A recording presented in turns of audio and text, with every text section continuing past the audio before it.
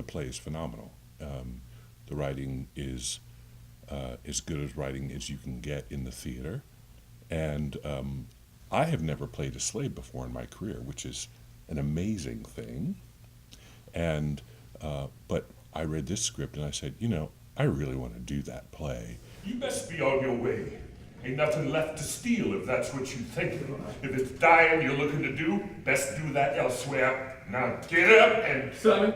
Being about family, faith, in this identity, but with this foundation and background of history, the Civil War, slavery, Judaism. It's so full, the fabric is so full. So all these things got me excited about it.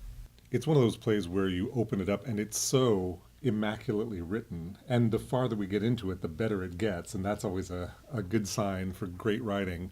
And I have to say, the first scene is so well crafted. You crack it open and it really hooks you right in. It has this great blend of, there's things that are so sort of beautifully laid out, and then so many things that are so mysterious that it's a play full of secrets and revelations. And on that front, you know, it sort of feels like this really interesting multi-layered novella where you think, well, oh, now I know what's going on, and then suddenly you don't, and there's another revelation. And I think that Matthew Lopez has, you know, pulled back the layers in a really masterly way to keep the audience hooked in, to reveal just enough, but not everything. Sir?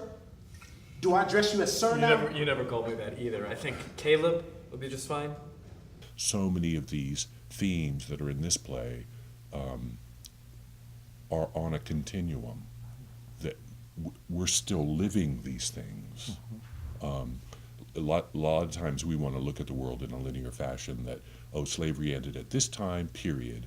Reconstruction, period. The civil rights movement, period. All those periods ending those times. To me, it's all a steady flowing cycle of either up or down, and it's a continuum. All these things still live in some form in our culture, in our society. What do you want to know? War's over. You lost. We won. Whiskey? What? You want some whiskey? I mean, part of what's brilliant about it is it treads in these very complex, very deep issues about faith, identity, family, history, and yet doesn't pretend to make any of them simple, and leaves you, like the characters, in the question, figuring out how to live the question